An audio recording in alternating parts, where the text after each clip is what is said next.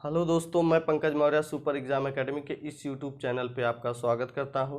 तो हमारे चैनल को लाइक, शेयर, सब्सक्राइब और कमेंट करें। तो आज का टॉपिक है हमारा अनुसूची से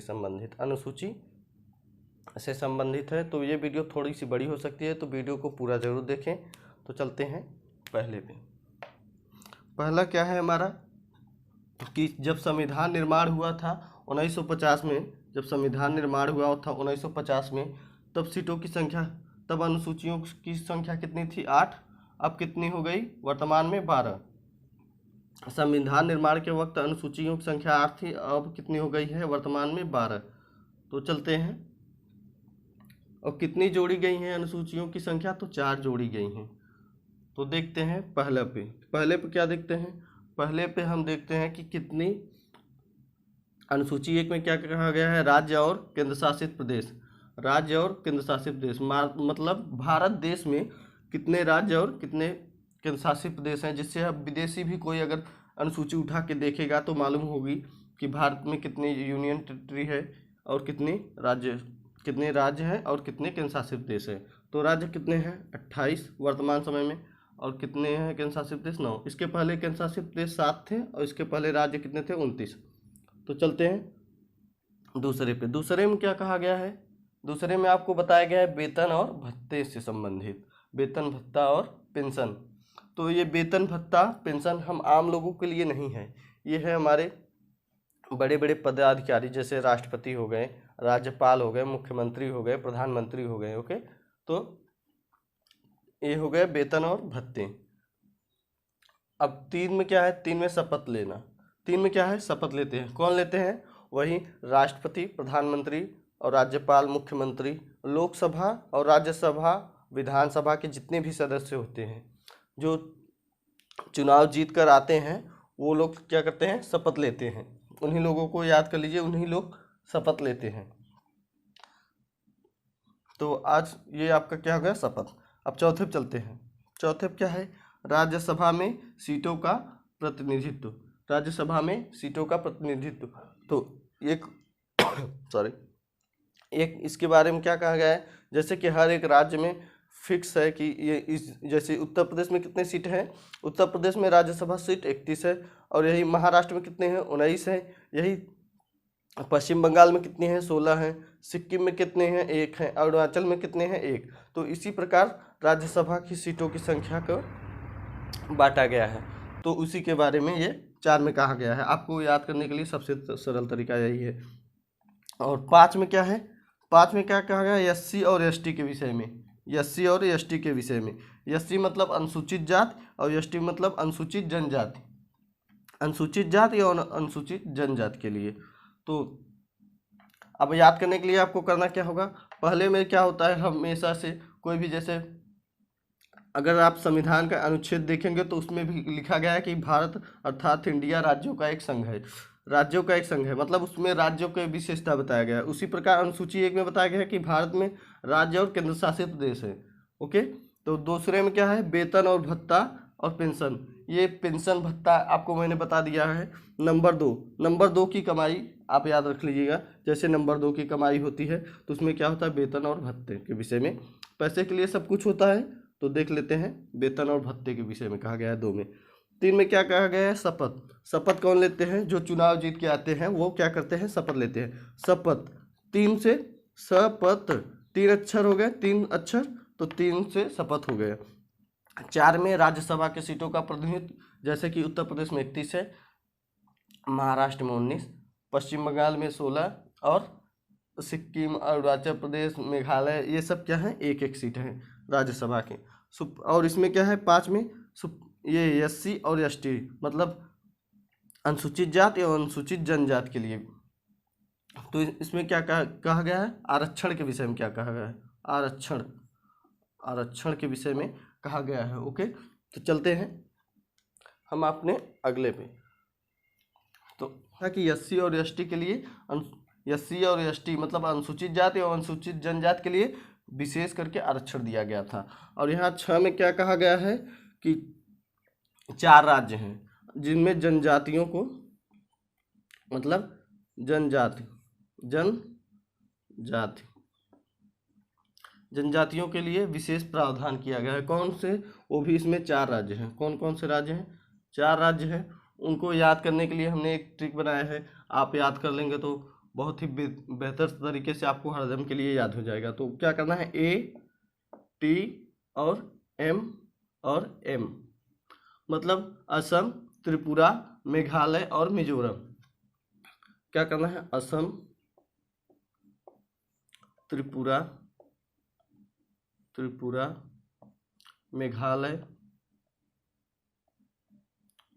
मेघालय और इसका क्या हो गया?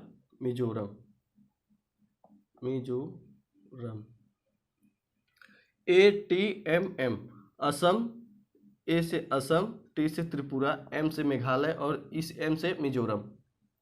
आपको एकदम सरल सा तरीका हम आपके लिए सोचे हैं। और देखते हैं ATM, यही आपको याद कर लेंगे। ये अक्सर करके एग्जामों में पूछा जाने लगा है। ओके, जनजाति के लिए कौन कौन से राज्य हैं, तो आपको याद करना है ATM आप हमेशा यूज करते हैं। ATM मशीन से पैसा निकालते हैं, इसलिए हमने अब ये सरल तरीका बताया। ATMM, असम, त्रिपुरा, मेघालय और मिजोरम। तो चलते हैं अनुसूची में क्या कहा गया है। तो अनुसूची 7 में कहा गया है शक्तियों का विभाजन। शक्तियों का बंटवारा या विभाजन।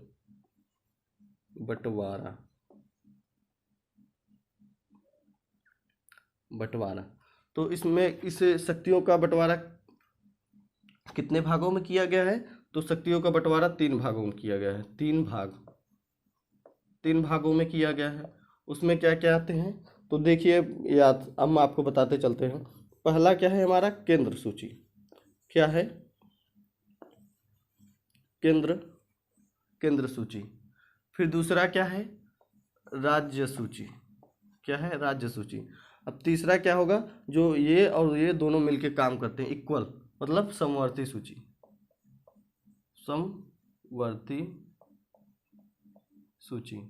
तो इसमें क्या आते हैं? हम आपको बता दे रहे हैं। इसमें क्या आते हैं? तो इसमें पहले कितने विषय थे, अब कितने विषय हो गए?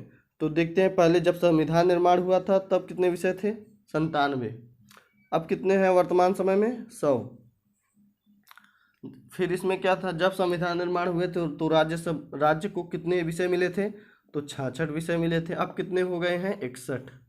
और फिर इसी प्रकार से समवर्ती सूची में कितनी की गई है? तो समवर्ती सूची में पहले कितने थे? 47 थे। जब संविधान निर्माण हुआ था तो 47 विषय थे। अब कितने हो गए हैं? 52 हो गए हैं। ओके, तो देखते हैं इनके। अच्छा, ये एक बात बता दे रहे हैं आपको।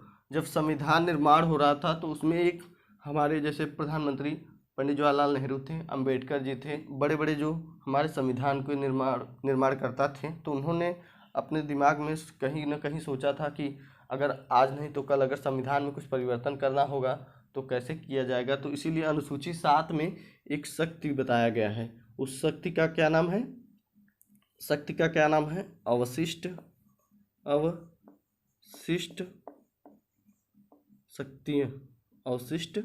शक्ति। अवशिष्ट शक्तियों के बारे में बताया गया है। ओके, तो केंद्र सूची में पहले कितने थे? 97 थे। अब कितने हैं वर्तमान समय में? 100 विषय। पहले राज्य में कितने विषय थे? 66। अब कितने हो गए हैं? 61 विषय। और समवर्ती सूची में पहले कितने विषय थे? 47 थे। अब कितने कर दिए गए? 52। तो हम देखते हैं इनमें विषय में कौन कौन से आते हैं। तो इसमें विषय में आते हैं आपको सेना से संबंधित, बॉर्डर पे जो सेना लगाए जाते हैं। फिर रक्षा, जनता की सुरक्षा, नागरिकों की सुरक्षा, बॉर्डर पे सेना और नागरिकों की सुरक्षा बढ़ाने के लिए। अब विदेशी नीति, विदेशी संबंध। और क्या हो गया? जनगणना। आपको मालूम होगा हर 10 साल पे जनगणना कराया जाता है। वो भी कौन कराता है? केंद्र सरकार। ये राज्य सरकार कभी नहीं करा सकती, ये संविधान में लिखा गया है। जनगणना। अब क्या होता है? अब नेशनल हाईवे, मतलब राष्ट्रीय हाईवे। ओके, तो ये हो गए केंद्र सरकार के काम। अब इसमें राज्य सरकार के कार्यों में क्या आते हैं, तो राज्य सरकार के कार्यों में आते हैं जैसे यूपी पुलिस हो गए, क्या हो गए, यूपी पुलिस हो गए, एमपी पुलिस हो गए, यूपी पुलिस हो गए, हरियाणा पुलिस हो गए, हरियाणा पुलिस, राजस्थानी पुलिस, और जिला अस्पताल क्या आ जाते हैं, जिला अस्पताल, जिला अस्पताल। ओके, तो जिला अस्पताल है। आप राइटिंग पे मत जाइएगा क्योंकि राइटिंग हमारी बहुत अच्छी नहीं है, इस वजह से थोड़ा सा आपको प्रॉब्लम हो सकता है, लेकिन हमारे जो मैं बोल रहा हूँ उस पर आप ज़्यादा केयर करें। तो जिला अस्पताल, ये किसके कार्य हैं, ये राज्य सरकार के हैं। राज्य सरकार कितने कार्य हैं, 66 से 61 हो गए हैं, अब इनको घटा दिया गया है तो एक यूपीपी हो गए। अच्छा, ये मत सोचिए कि केंद्र सरकार कभी करा सकती, कभी भी केंद्र सरकार नहीं कराएगी, इसलिए संविधान में लिखा गया है, इन लोगों को 3 भागों में विभाजित किया गया है। ये राज्य अपना काम करेगी और केंद्र अपना काम करेगा और समवर्ती सूची अपना काम करेंगे। अच्छा, शिक्षा तो आप जानते हैं ये केंद्र सरकार को भी ज़रूरी है और राज्य सरकार में भी ज़रूरी है, तो इसलिए इसे क्या किया गया है, जो शिक्षा है हमारी, जैसे यूपी बोर्ड हो गया, एमपी बोर्ड हो गया, यूपी बोर्ड हो गया, एमपी बोर्ड हो गया, और हो गया हरियाणा बोर्ड हो गया, राजस्थानी बोर्ड हो गया, सब बोर्ड इसमें आ जाते हैं। तो सीबीएसई बोर्ड, सीबीएसई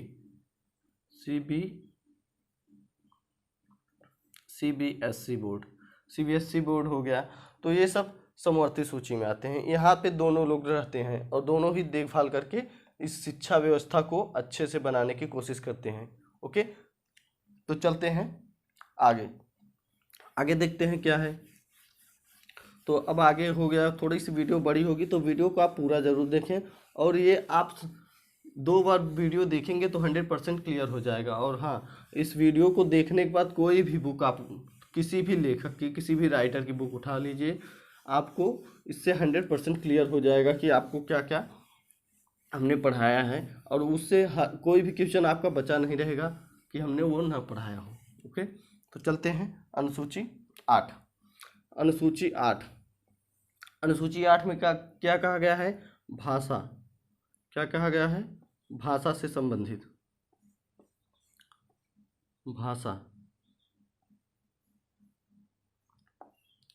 भाषा के विषय में कहा गया है। भाषा पहले कितनी थी, 14 भाषाएं थी। 14 भाषाएं पहले क्या हुआ था, जैसे भाषा के आधार पे राज्यों का गठन किया जाता था। तो जैसे सबसे पहले आंध्र प्रदेश का किया गया था 1956 में, भाषाई आधार पे राज्य का गठन। तो पहले इसी प्रकार से किया जा रहा था, लेकिन अब कुछ ऐसे राज्य हैं जहां उनमें कोई भाषा नहीं है। ओके, तो चलते हैं देखते हैं, पहले कितनी भाषा थी, 14, फिर अब एक भाषा और जोड़ी गई प्लस एक भाषा को कब जोड़ा गया, 21वां संविधान संशोधन में। उसके बाद क्या जोड़ा गया, फिर आपका जोड़ा गया 3 भाषा और जोड़ी गई, कब जोड़ी गई, 71वें संविधान संशोधन के तहत। फिर आपका क्या जोड़ा गया, 4 भाषा और जोड़ी गई, ये कब जोड़ी गई, ये जोड़ी गई हमारा 92वां संविधान संशोधन। तो देखते हैं इनमें कौन कौन सी भाषा जोड़ी गई। ओके, तो यहाँ पे पहले क्या जोड़ी गई, सिंधी ये कब जोड़ी गई, तो 1967 में इसे जोड़ा गया। ओके, तो फिर अब क्या हुआ, फिर ये प्लस में 3 जोड़े गए, 3 में कौन कौन से हैं, तो ये है कोंकणी, और फिर क्या है, फिर मणिपुरी, और फिर एक विदेशी भाषा मतलब नेपाली। अच्छा, इसे कब जोड़ा गया, आप लोग सोच रहे होंगे, तो इसे जोड़ा गया था 1992 में। 1992 में इसे जोड़ा गया था, नेपाली, मणिपुरी और कोंकणी को। आपको याद क्या करना है, 2 देसी भाषाएं, 1 विदेशी भाषाएं, इस प्रकार से आपको 3 ये प्लस हो गए। अब चलते हैं इसमें क्या जोड़े गए, 4 भाषा जोड़ी गई।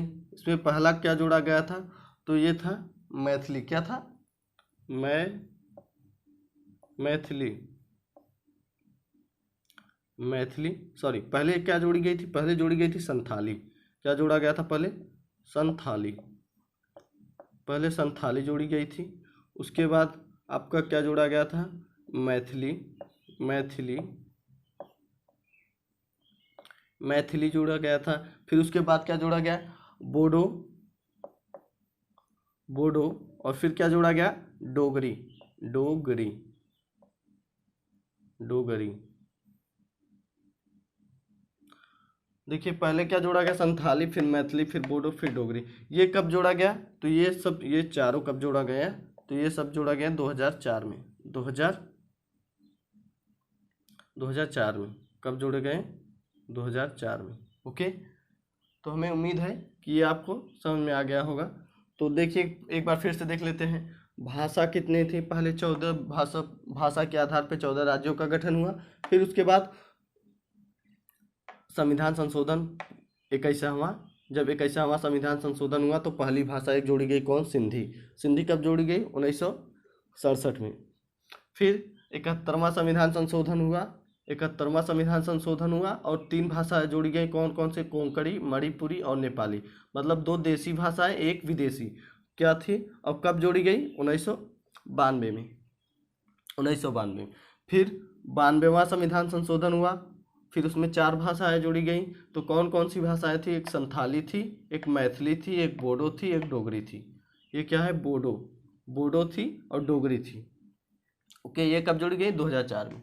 तो हमें उम्मीद है ये आपको समझ में आ गया होगा। तो चलते हैं आगे, आगे देखते हैं क्या क्या है।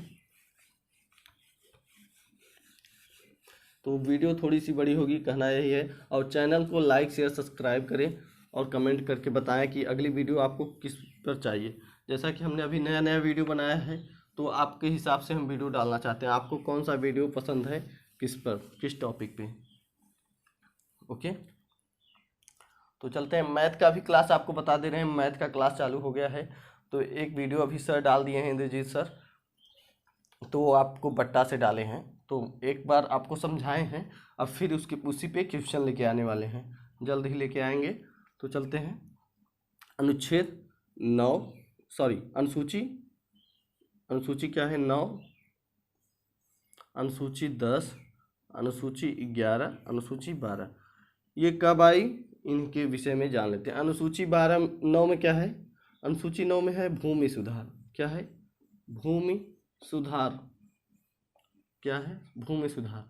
10 में क्या है, दल बदल, दल बदल, दल बदल।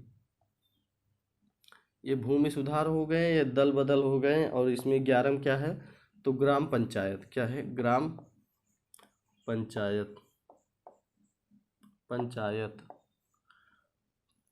भूमि सुधार, दल बदल, ग्राम पंचायत। 9 में भूमि सुधार है, 10 में दल बदल है, 11 में ग्राम पंचायत और 12 में क्या है, 12 में है हमारा नगरी, नगर निगम। क्या है, नगर, नगर निगम। क्या है, नगर निगम, नगर निगम। 12 में क्या है, नगर निगम। ओके, तो अब देख लेते हैं ये कब आया और किस संविधान संशोधन के तहत।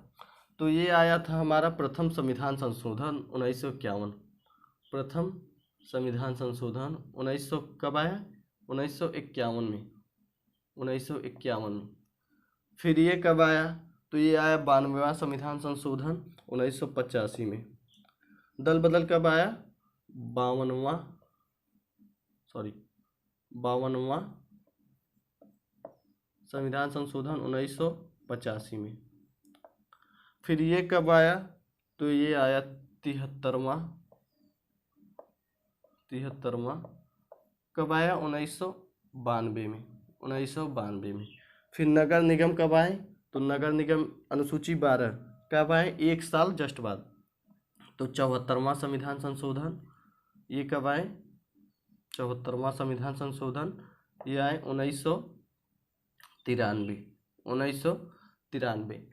तो देखते हैं, इसमें भूमि सुधार के लिए कहा गया है, इसमें उन 284 धाराओं के विषय में कहा गया है। जैसे सरकारी भूमि को अतिक्रमण करते हैं, तब आपको इन्हीं धाराओं में से कोई भी एक धाराओं को लगाया जाएगा। और 9 हो गए भूमि सुधार के विषय में। भूमि सुधार की वजह से आज अभी तक भारत में लगभग कुछ ही व्यक्ति हैं जिनके पास ज़मीन नहीं है, भूमि नहीं है, नहीं तो लगभग सभी लोगों के पास थोड़े बहुत तो भूमि हो चुके हैं। तो अब क्या करते हैं, अनुसूची 10 में क्या है, दल बदल।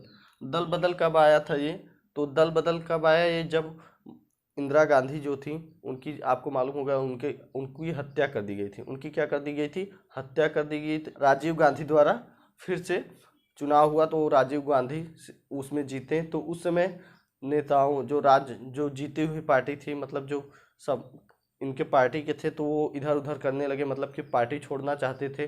तो उसी समय ये संविधान संशोधन लाया गया और उसमें कहा गया है कि इस संविधान के तहत अगर आप पार्टी मतलब चुनाव जीत गए हैं तो उसे, अगर आप दूसरे पार्टी में जाते हैं तो उस चुनाव को रद्द कर दिया जाएगा। दल बदल इसी से संबंधित है अनुसूची 10 में, दल बदल। ग्राम पंचायत, ग्राम पंचायत के विषय में कहा गया है, इसमें 29 विषय रखा गया है। क्या किया गया है, 29 विषय रखा गया है। इसमें 73वां संविधान संशोधन के तहत 1992 में जोड़ा गया।